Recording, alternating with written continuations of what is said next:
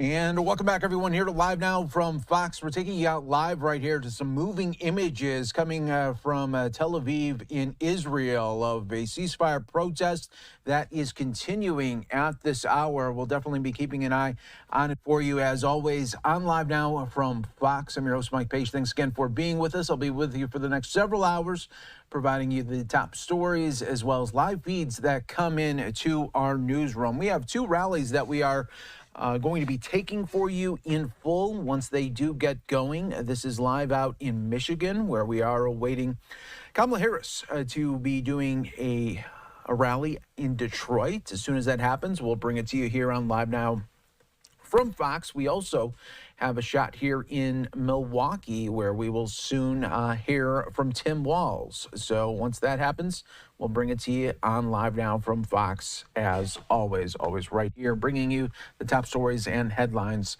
from across the country there as well. All right, everyone, let's continue to bring you some of these other top stories that we are seeing internationally as well. UK Parliament today talking about the crisis in the Middle East, especially over the weekend there with the hard news of the hostages that were found dead, 6 of them, including 1 American. So let's listen on Live Now from Fox while we do wait for Vice President Kamala Harris. Hoping to see their loved ones again or mourning their loss, as the tragic events of this weekend illustrate, as the bodies of 6 murdered hostages were recovered. The Israeli people still living under rocket fire, not only from Hamas, but from other hostile actors explicitly dedicated to Israel's annihilation, fighting an enemy in Hamas whose appalling tactics endanger countless civilian lives. And the innocent Palestinians, tens of thousands killed in the fighting, their numbers growing by the day, including distressing numbers of women and children, many mothers so malnourished they cannot produce milk for their babies, families struggling to keep their children alive, disease and famine looming ever larger, heroic humanitarians putting their lives on the line to help others, like the brave aid workers I met from the United Nations agencies and from the Palestinian Red Crescent Society warehouse I visited alongside France's foreign minister last month. Indeed, last Thursday, the UK led a session at the United Nations Security Council encouraging a continued global focus on the protection of civilians in Gaza, including the need for action on polio. And now, deeply worrying, the escalation we're seeing in the West Bank as well as in Gaza, with many communities facing settler violence amid an ongoing occupation, and so many on either side of this terrible conflict convinced that the world does not grasp the reality of Israel's predicament or the depth of Palestinian suffering. Throughout my life, I have been a friend of Israel, a liberal, progressive Zionist who believes in Israel as a democratic state and a homeland for the Jewish people, which has both the right to exist and defend itself. But I believe also that Israel will only exist in safety and security if there is a two-state solution that guarantees the rights of all Israeli citizens and their Palestinian neighbors, who have their own inalienable right to self-determination and security. Mr. Speaker, as concern at the horrifying scenes in Gaza has risen, many in this House, as well as esteemed lawyers and international organisations, have raised British arms export licensing to Israel. After raising my own concerns from opposition on taking office, I immediately sought to update the review. And on my first appearance as Foreign Secretary in this House, I committed to sharing the review's conclusions. We have rigorously followed every stage of the process which the previous Conservative government established. And let me first be clear on the review's scope. This government is not an international court. We have not and could not arbitrate on whether or not Israel has breached international humanitarian law. This is a forward-looking evaluation, not a determination of innocence or guilt, and it does not prejudge any future determinations by the competent courts. But facing a conflict such as this, it is this government's legal duty to review export licenses. Criteria 2C of the Strategic Export Licensing Criteria states that the government will not issue export licenses if there is a clear risk that the items might be used to commit or facilitate serious violations of international humanitarian law. It is with regret that I inform the House today the assessment I have received leaves me unable to conclude anything other than that for certain UK arms exports to Israel, there does exist a clear risk that they might be used to commit or facilitate a serious violation of international humanitarian law. I have informed my Right Honourable friend, the Business and Trade Secretary, and he is therefore today announcing the suspension of around 30 from a total of approximately 350 to Israel as required under the Export Controls Act. These include equipment that we assess is for use in the current conflict in Gaza, such as important components which go into military aircraft, including fighter aircraft, helicopters and drones, as well as items which facilitate ground targeting. And for transparency, this government is publishing a summary of our assessment. Today, I want to underline 4 points about these decisions. First, Israel's actions in Gaza continue to lead to immense loss of civilian life, widespread destruction to civilian infrastructure, and immense suffering. In many cases, it's not been possible to reach determinative conclusion on allegations regarding Israel's conduct of hostilities, in part because there is insufficient information either from Israel or other reliable sources to verify such claims. Nevertheless, it is the assessment of His Majesty's government that Israel could reasonably do more to ensure life-saving food and medical supplies reach civilians in Gaza, in light of the appalling humanitarian situation. And this government is also deeply concerned by credible claims of mistreatment of detainees, which the International Committee of the Red Cross cannot investigate after being denied access to places of detention. Both my predecessor and all our major allies have repeatedly and forcefully raised these concerns with the Israeli government. Regrettably, they have not been addressed satisfactorily. Second, there can be no doubt that Hamas pays not the slightest heed to international humanitarian law and endangers civilians by embedding itself in the tightly concentrated civilian population and in civilian infrastructure. There is no equivalence between Hamas terrorists and Israel's democratic government, or indeed Iran and their partners and proxies.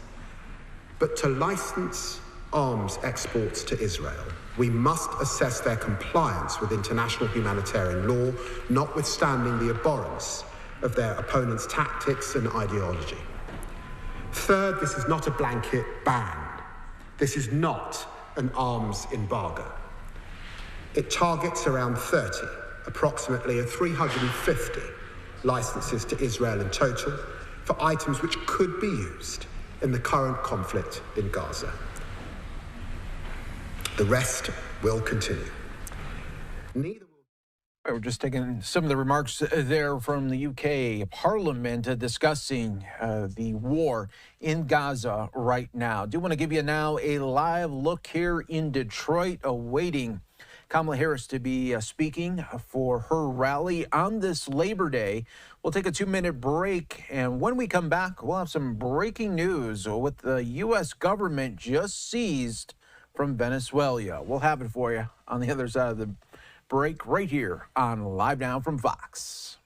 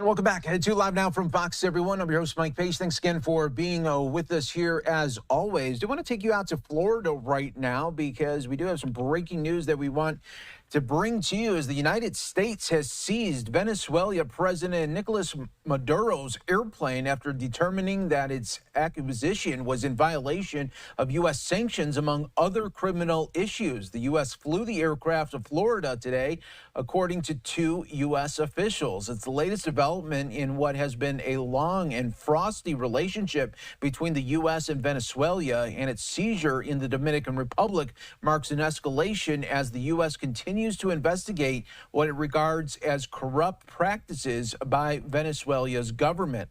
The plane has been described by officials as Venezuela's equivalent to Air Force One and has been pictured in previous state visits by Maduro around the world. The situation in Venezuela has had implications for U.S. politics as millions flee the country, many of whom have chosen to migrate to the U.S.-Mexico border there. So we'll definitely be keeping an eye on this story right here for you, as always, on Live Now from Fox. Well, right now, next up, we want to take you out to Illinois here. Fox 32 Chicago reporting 4 people were shot today earlier in the morning on the Forest Park Blue line for the CTA. So let's bring you that coverage here on Live Now from Fox. A Blue Line train station. This happened at about 5 o'clock or 5:30 this morning. Police responded to a call of 3 people shot on a westbound train at the Forest Park CTA Blue Line station. 3 of the victims were dead on the scene. The other person was transported to an area hospital where they were later pronounced dead. Police held a press conference that ended just about a half hour ago with an update. Currently, we are under investigation. We have somebody in custody. A weapon was recovered. There's no immediate threat, and this appears to be an isolated incident on this unfortunate day. The CTA released this statement and said it is continuing to work with local law enforcement as part of the ongoing investigation. All right, we'll keep an eye on that one. That was Fox 32 Chicago coverage. We are going to take another 2-minute break, everyone, on Live Now from Fox. We do have coming up here Vice President Kamala Harris campaigning out in Detroit, expected to happen pretty soon. We'll take a 2-minute break. Stay right here with us.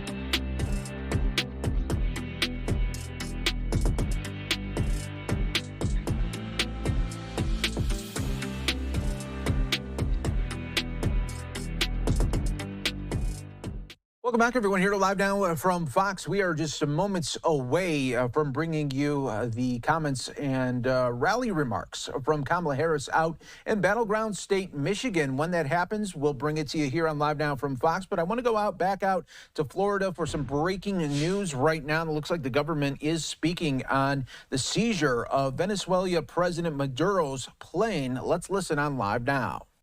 Ongoing existing sanctions that OFAC has levied against Venezuela for years now. And explain OFAC.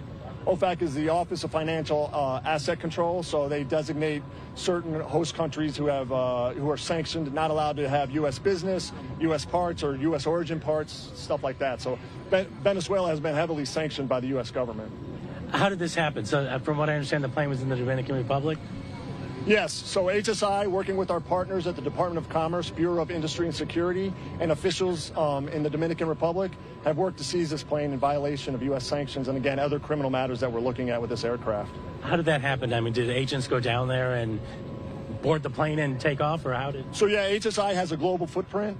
We have an office in the Dominican Republic. We work side by side all over the world with officials, including officials in the DR. So, yeah, HSI will use its global footprint to enforce its criminal priorities all over the world. Did this happen that you got wind that, hey, his plane is coming to the Dominican Republic? That's a place where we can see? Yeah, so again, HSI Miami's got long-standing investigations in the Maduro regime going back years. We've seized over two... Sir, start that one again. Start that one again. Ask me that question again, sir. I forgot what the question was.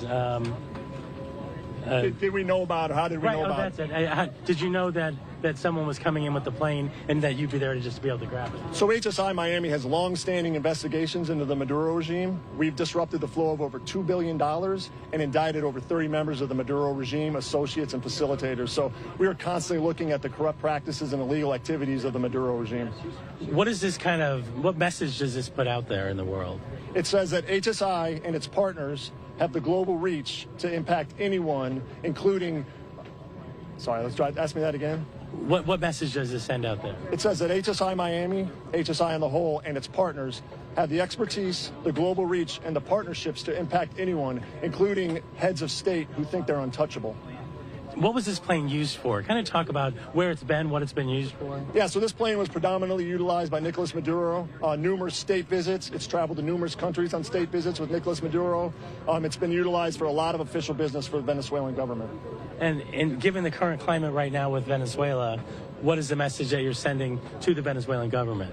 So again, that the United States, and particularly HSI and its partners, will continue to investigate the corrupt practices of any regime anywhere in the world, including Venezuela. Anything on the horizon that's coming up regarding Nicolas Maduro and Venezuela? So again, our investigations are broad and they're ongoing, and we've had substantial investigations. Today is just one more success, and we have lots more pending. Have you heard from the Venezuelan government since this happened? We have not. Are you expecting to? I don't expect HSI Miami to, but there will be. So the plane has been seized. It will move into forfeiture proceedings and will allow for that kind of coordination and communication. Going into forfeiture proceedings, does that mean you'd be able to sell it and use that money for something else? Or? So again, when the plane's been seized, it'll move into forfeiture, and if it's officially forfeiture, then yes, then it would be looked at possibly be liquidated and sold. Then that money could be used for investigations for... It would, yeah, the money would be going into the governmental forfeiture funds. Anything else to add? No. Doug, anything? Thank you. I appreciate it. Appreciate it. Thanks for the time. If you can stand there. That was the update there from HSI in Miami, giving the latest updates there on the seizure of Maduro's plane now in Florida. All right, let's take another 2-minute break on Live Now from Fox. We have some union members up on the stage awaiting Vice President Kamala Harris. Let's get another one out of the way, and we'll bring you back out to Detroit in just moments on Live.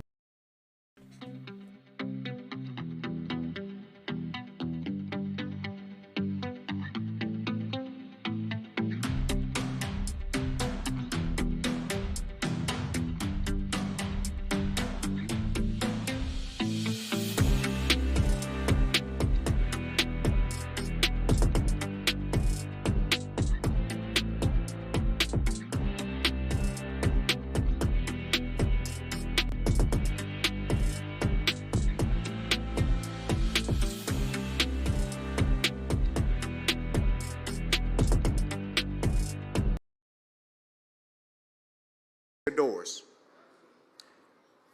Trump said he was going to protect our jobs and then lost nearly 300,000 jobs on his watch, including more than 30,000 of these manufacturing jobs.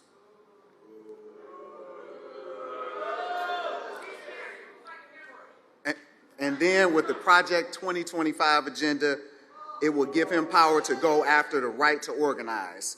And it will try to dismantle our unions and then make life even more expensive for us. So that's the choice we're looking at in November. We have him and we have Kamala Harris.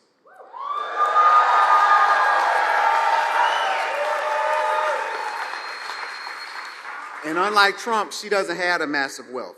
She understands the dignity of work. She understands what we fight for. And she's laser focused on building up the middle class because that's where she comes from.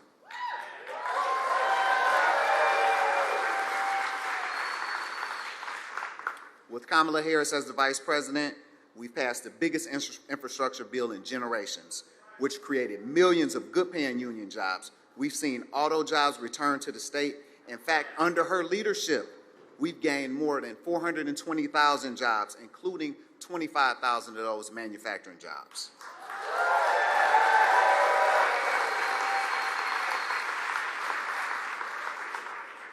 It was Kamala Harris who helped pass the tying vote to save pensions for our workers. And as union members, we all need those pensions.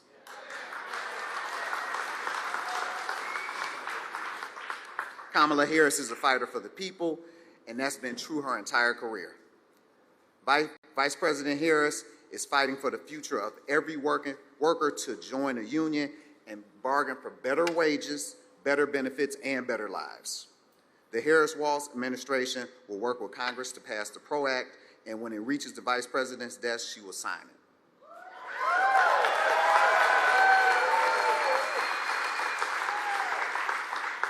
So to sum it up, there is only one candidate on the ballot for president who has the backs of the working people in Michigan, and we now have to have her back.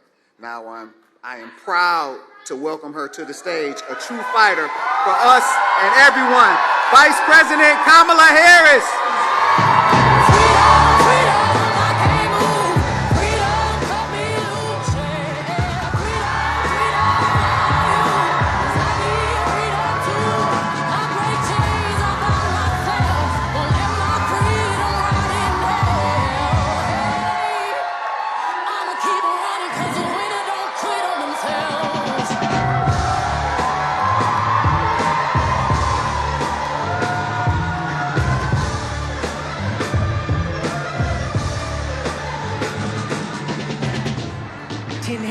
I meditate for practice. Channel 9 News tell me I'm moving backwards. 8 blacks left, death is around the corner. 7 misleading statements by my persona. 6 headlights waving in my direction. 5-4 asking me what's in my possession. Yeah, I keep running, jumping. Hi, everyone. Good afternoon, Detroit. Oh, it's good to be in the House of Labor. Can we hear it for Tyrese?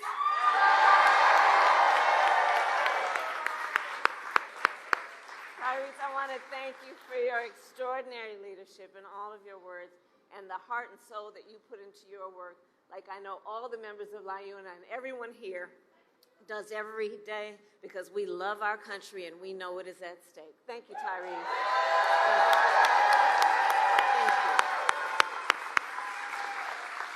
So it is so good to be with so many incredible leaders and elected officials who are here.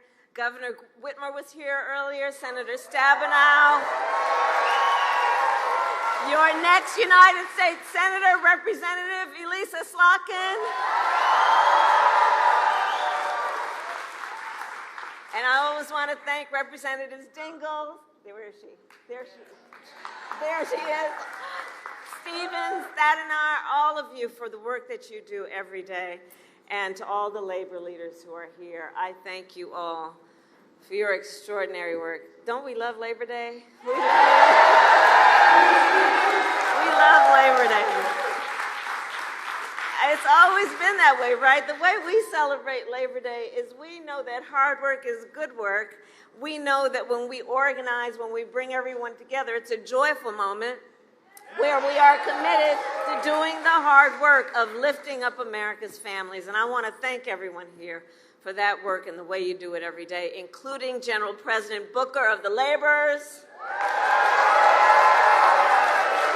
President Fain of UAW, President Pringle of NEA, President Slevin of the Utility Workers, and President Weingarten of the AFT.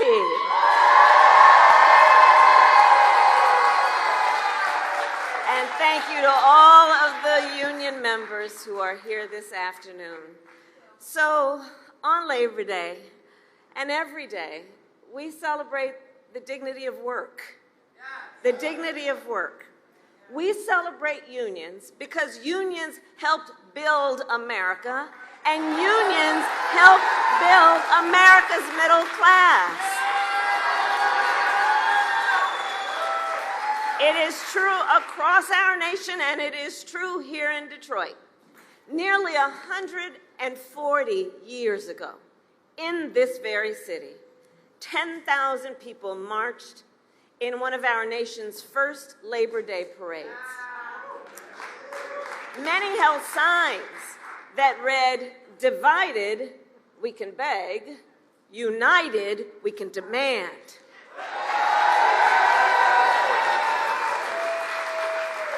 For generations in Detroit and across our nation, the brothers and sisters of labor have stood together to righteously demand fair pay, better benefits, and safe working conditions.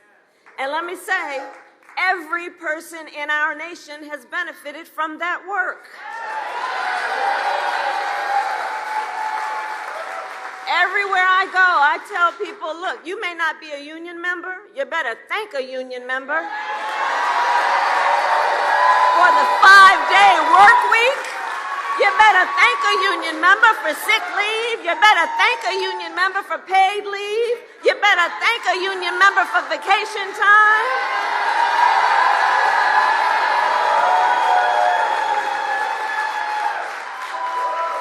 Because what we know is when union wages go up, everybody's wages go up.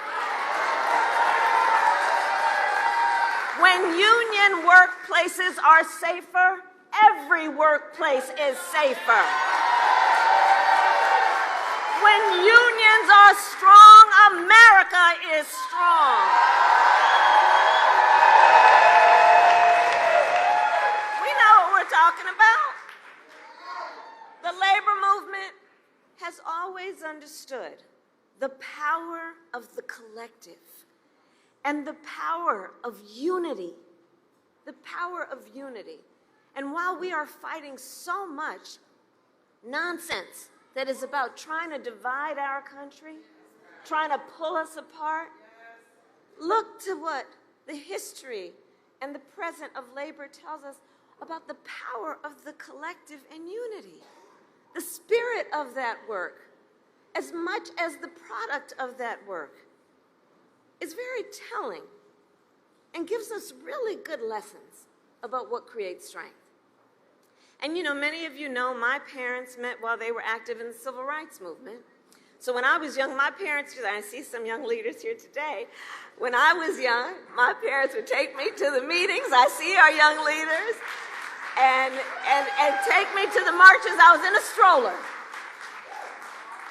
And from a very young age, I learned that when people stand together, when we join voices, knowing that the vast majority of us have so much more in common than what separates us, when we join those voices, we can drive extraordinary change, which is why I believe in my heart and soul, no one should ever be made to fight alone.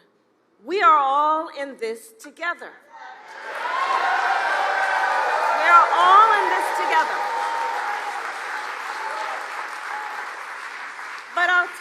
I think that there has been a certain backward-thinking approach over the last several years, which is to suggest, them folks, to suggest that the measure of the strength of a leader is based on who you beat down, instead of what we know, the true measure of the strength of a leader is based on who you lift up.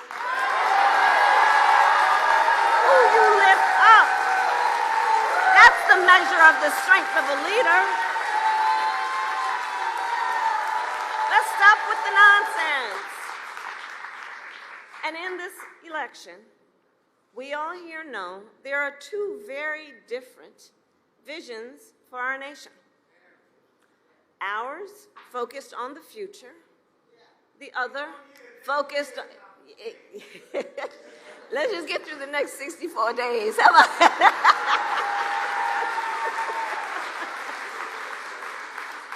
And ours, yes, my dear brother, is focused on the future, and theirs is focused on the past. And we fight for the future.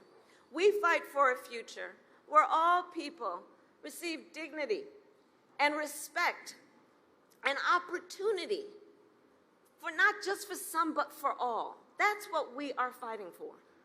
And so we are 64 days out from the election day, and in Michigan, mail-in absentee voting starts in 24 days. 24 days.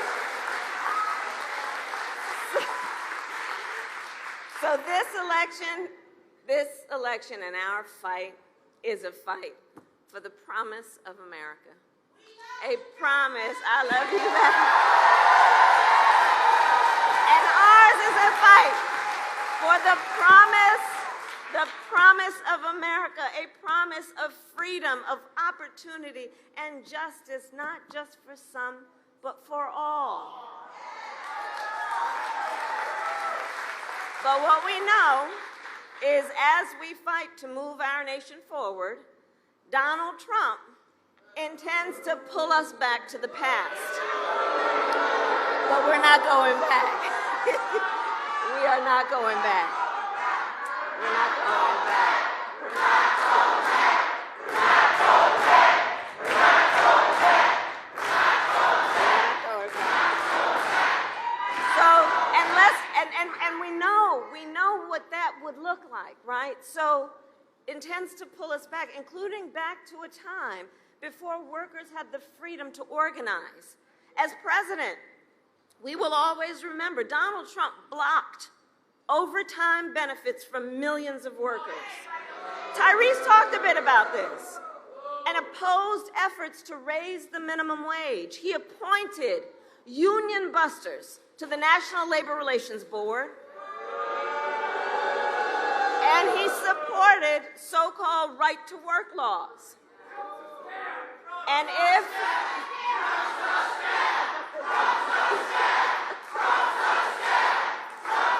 Well, here's the thing. Here's the thing. We have a choice here, right? And we're not going back, because we also know that if Donald Trump were reelected, he intends to give tax cuts to billionaires and big corporations. He intends to cut Social Security and Medicare. He wants to impose what, in effect, is a national sales tax on everyday products and basic necessities that will cost, and economists have said this, that will cost a typical American family almost $4,000 a year. He wants to repeal the Affordable Care Act and take us back to a time in our country which most of us remember when insurance companies, you remember, had the power to deny people coverage based on a pre-existing condition. Remember that? Deny people, children who had asthma, a survivor of breast cancer, a grandparent with diabetes. Look, America has tried those failed policies before, and they are failed policies. And we are not going back. And we are not going back. We are not going back.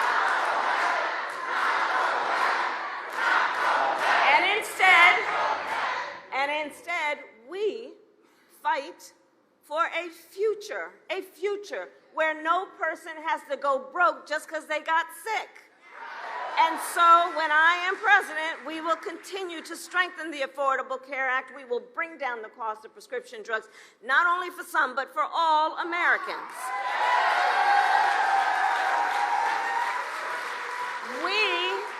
We fight for a future where every worker has the freedom to organize.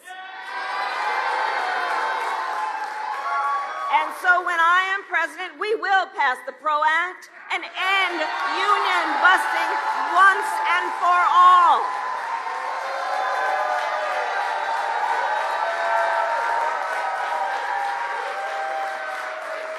And I'll remind everybody on all these bills, we got to elect a Congress who supports that to be able to actually get that work done. We fight for a future where every person has the opportunity not just to get by, but to get ahead. And so when I am president, we will continue to build what I call an opportunity economy, so that every American has an opportunity to own a home, to start a business, to build intergenerational wealth for their family.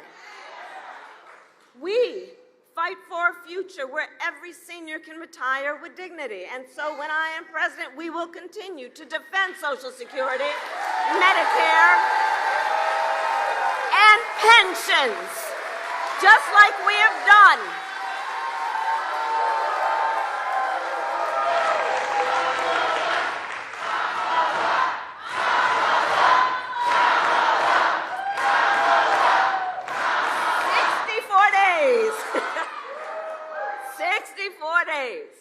The most important election of our lives, and probably one of the most important in the life of our nation. And here's what I'd say to all the brothers and sisters assembled.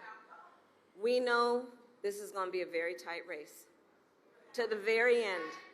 We know, and I got your back, but I'm telling you, we know how they play. We know what they do. So let's not pay too much attention to the polls. Let's know, like labor always does, we are out here running like we are the underdog in this race because we know what we are fighting for. We know what we stand for, and that's why we know what we fight for.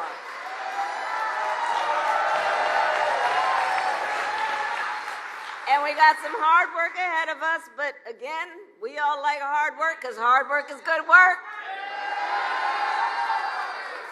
And to do that hard work, I'm going to count on everyone here, all the leaders here, for your work, for your organizing, knocking on doors, and getting folks to the polls. Because put bluntly, Michigan, y'all know how to win. You know how to win. You know how to win.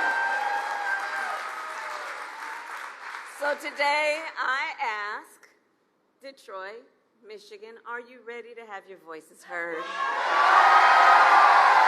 Do we believe in freedom? Do we believe in opportunity? Do we believe in the promise of America? And are we ready to fight for it? And when we fight, we win.